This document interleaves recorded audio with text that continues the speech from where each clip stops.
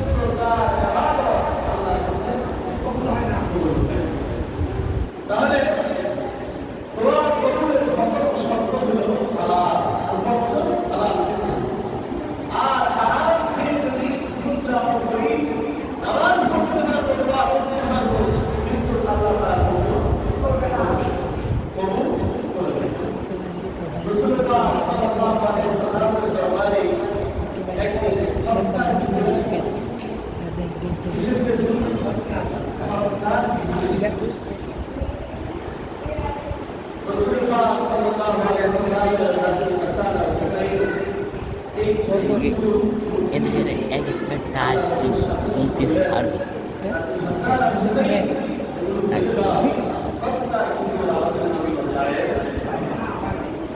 তাহলে ছোট শিশু হাসান আল হোসেন আল্লাহ রাসূল সাথে সাথে নিষেধ করছে, জানে না বুঝে না আমার সাথে সাথে কি করছে, নিষেধ করছে। আর আমাদের পরিকল্পনা হারাম করে কিছু থাকে, আমরা বাচ্চারা খেয়ে ফেললে কি বলি, আর বাচ্চা মানুষ বোঝে না খেয়ে বলি। এই শিক্ষা আমি পিতা আমি মাতা দেওয়ার কারণে আজকে আমার সরকার হারাম করতে নিয়োজিত, সব সময় হারাম কাজ করে যাচ্ছে, কিন্তু এটা যে হারাম সেটা হচ্ছে না, তাহলে এবাদত করতে হওয়ার জন্য সর্বপ্রথম কি করতে হবে? হালাল হালাল ইনকাম করতে হবে, হালাল করতে হবে। আমরা অনেক মনে করি যে ইসলামের উপর চলাটা মনে হয় অনেক কঠিন, কিন্তু রাস্তা সহজ করে দিয়েছে।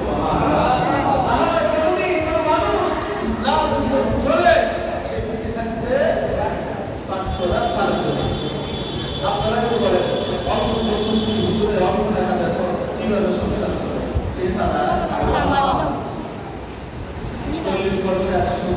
1 লাখ টাকা ইনকাম করে মাস শেষে 10,000 টাকা কিনে খবর হয়ে যায়, আর হুজুর 10,000 টাকা মাসে বেতন দেয় 10,000 টাকা। হয়তো বাচ্চারা অসুস্থ হয় না, কোনো ঝামেলা দেয়, কোনো পেরেশানি দেয়, হয়তো আজাব গজব দেয়, চিন্তা টেনশন দেয়,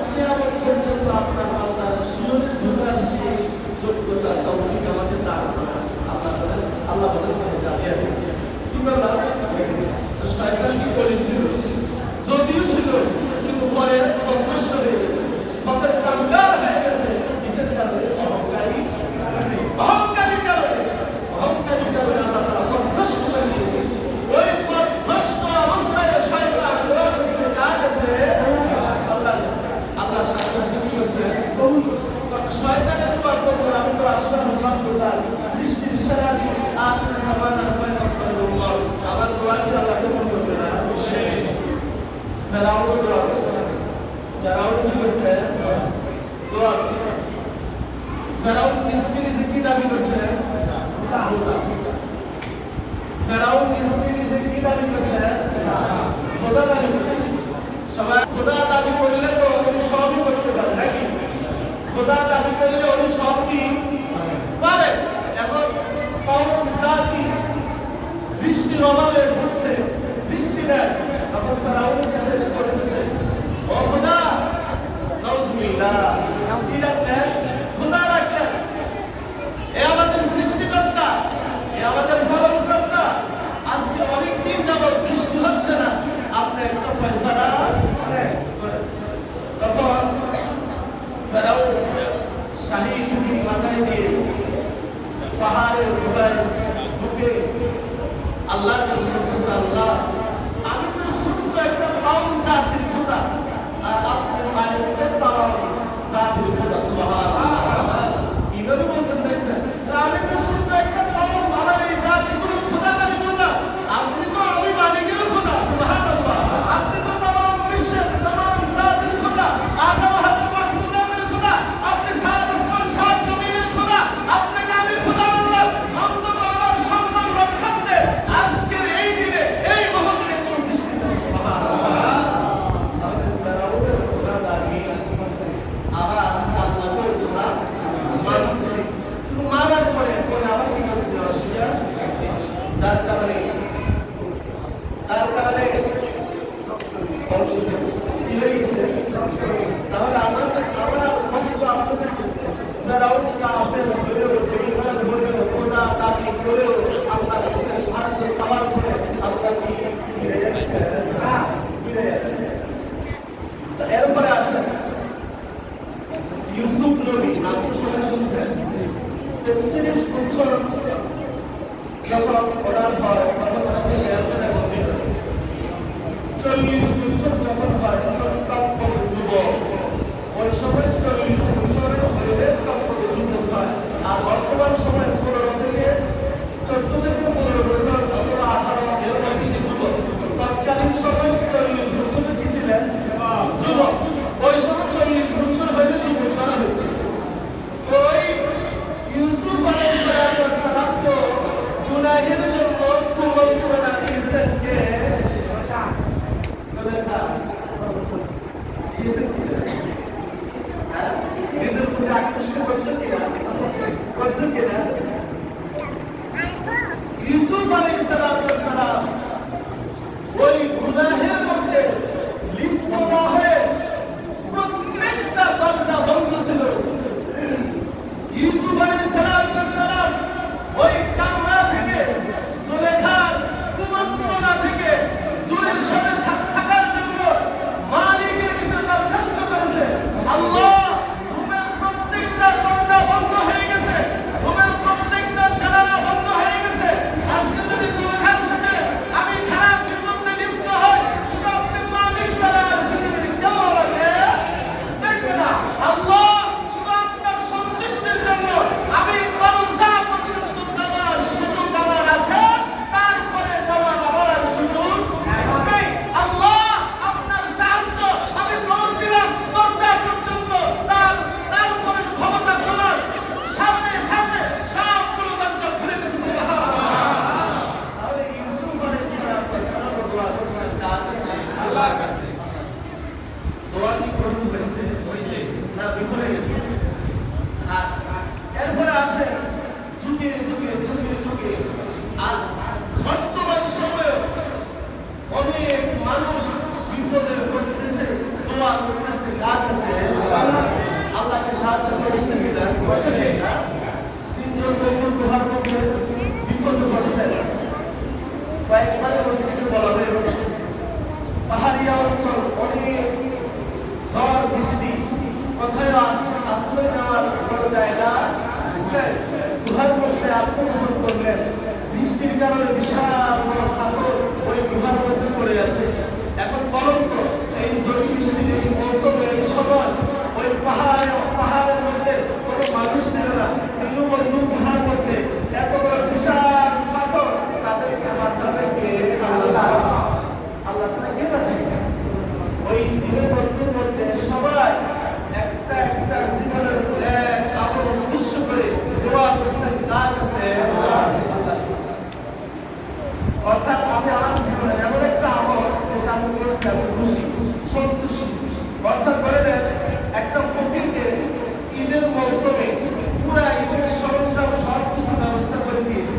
কারণ সবসময় আমার মনে হয় ভাইরে আবাদতের মধ্যে ওই যে ফকিরকে ঈদের সময় তার সেবায় শিখি আর তার বস্ত্র থেকে নিয়ে আমার অবস্থার মাথা থেকে পা পর্যন্ত সাজাইয়া দিলাম, এই আবাদতটা আমার জীবনে মনে হয় শ্রেষ্ঠ আবাদত। এটা আমার সবসময় মনে হয় আল্লাহ তাআলা আমার এই দোয়াটা কি করছে?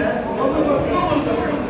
এই দোয়ার সময় হাত তুলে ওই অতীতের এমন এমন নেক আমলগুলো স্মরণ করে করে করে করে আল্লাহর কাছে দোয়া করা, আল্লাহ তাআলা কি করবে? কবুল করবে। উসিলা তাআলা শরীকি তারা দোয়া, উসিলা তাআলা শরীকি তারা দোয়া। মুসা আলাইহিস সালাম আল্লাহর প্রশ্ন করছেন, আল্লাহ আমরা দোয়া করি কত? মুসা আলাইহিস সালাম বলেন, আল্লাহ বলেন মুসা আমার বন্ধু তুমি সবসময় দোয়া করতে পারো। আল্লাহ বিশেষ একটা সময় তো করবেন, তো বিশেষ সময় হলো তাহাজ্জুদের সময়। তাহলে দোয়ার বিশেষ সময় কখন? তাহাজ্জুদের সময়। কখন? তাহাজ্জুদের সময়। ইউনূস আলাইহিস সালাম বিভিন্ন বস্তু কথা বলেন তো মাছের পেটে কথা মাছের পেটে ওই অন্ধকার জগৎ থেকে সাহায্য চাইছেন কার কাছে? আল্লাহর কাছে। যিনি ওই ইউনূস আলাইহিস সালাম মাছের পেট থেকে এই রাতে গভীর রাতে এই তাহাজ্জুদের সময় দোয়া চাইছে, আল্লাহ তাআলা কি করে দিয়েছেন? মাফ করে দিয়েছেন, মাফ করে দিয়েছেন। এমনকি সকল উম্মতে মুহাম্মাদিয়ার জন্য কি করছেন? দোয়া করছেন যে এই সময় দোয়া করো, আল্লাহ তাআলা কি করবেন? তাহলে দোয়া করার বিশেষ কিছু সময় আছে।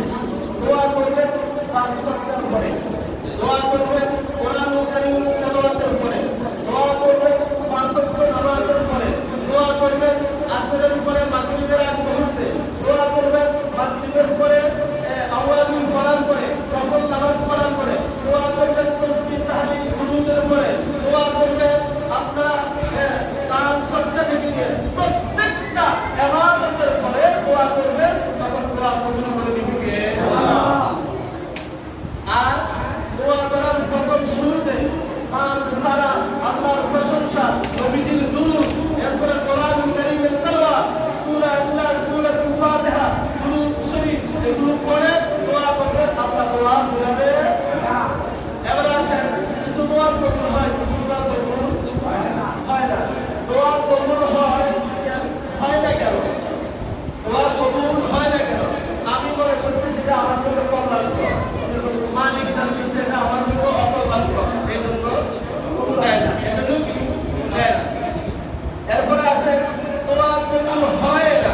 এই দুনিয়ার জন্য যত দোয়া করছে বড় দোয়া কবুল হয় না, অথচ আল্লাহ বলছেন উদউনি আস্তাজিব লাকুম, তোমরা আমাকে ডাকো আমি তোমাদের ডাকে সাড়া দিব। ওয়াদাটা আল্লাহ, আমি যদি ডাকতেছি তাহলে ডাক সাড়া পাইতেছি না কেন? মালিক বলে পাবে, অবশ্যই পাবে, অবশ্যই পাবে। যেদিন কিয়ামতের ময়দান আমি বিচারের দিন আমি সকল মানুষকে একত্রিত করব, ওই দিন যারা যারা জীবনের শুরু থেকে শেষ পর্যন্ত যত দোয়া তুমি করেছো, যত মুহূর্তে, যত সময়, রাতে, সন্ধ্যায়, বিকেলে, যে সময় তুমি দোয়া করেছো, আজকে সকল দোয়ার হাদিয়া তুমি নিয়ে যাও। সুবহানাল্লাহ। আপনার উম্মতে মুহাম্মাদিয়া ওইদিকে আফসোস করে হাসরে মাঠে বলবে, আল্লাহ দুনিয়ার কোনো দোয়াই যদি তুমি কবুল না করতা, আজকে তো সব পাইয়া যেতাম। সুবহানাল্লাহ। তাহলে দোয়া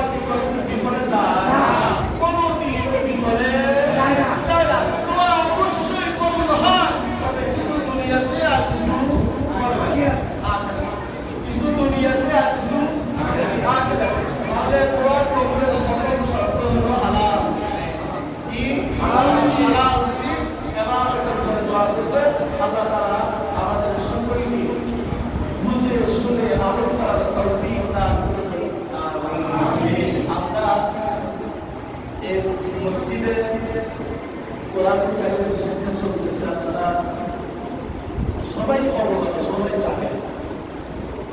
এরপরও কেউ যদি বাসা বাড়িতে পেশাদের সময় পেশাদের নামাজের পরে কোরআন কারিম শিক্ষার কথা ছিল, মুসলিমরা সবাই আপনার কাছ থেকে হুজুর ফজরের নামাজের অর্থাৎ রাতের বেলা, দিনের বেলা সবাই ব্যস্ত, রাতেও সবাই কি ব্যস্ত, কিন্তু ফজরের একটা সময়, এই সময় থাকে না, সবাই নিজ নিজ বাসস্থানে থাকে, নিজ নিজ বাসস্থানে থাকে। আমাদেরকে ফজরের পরে সময় দেন, আলহামদুলিল্লাহ 17-18 আমাদের ছাত্র বয়স্ক ছোট আছে, মসজিদের ফজরের পরে কোরআন কারিমের তেলাওয়াত হয়, শিক্ষা দেওয়া হয়। এই এলাকার এই মেসেজটা শোনার পরেও যারা এখনো পর্যন্ত বিলম্ব করে ঘরে শুয়ে আছে, আপনি কি আপনার মালিককে এক মুহূর্তের জন্য কি আপনি ভয় পাচ্ছেন না? আল্লাহ মেসেজ দিচ্ছেন, যারা কোরআনুল কারীমের দাওয়াত মেসেজ পাওয়ার পরেও যারা আবার কোরআনুল কারীমের ছায়া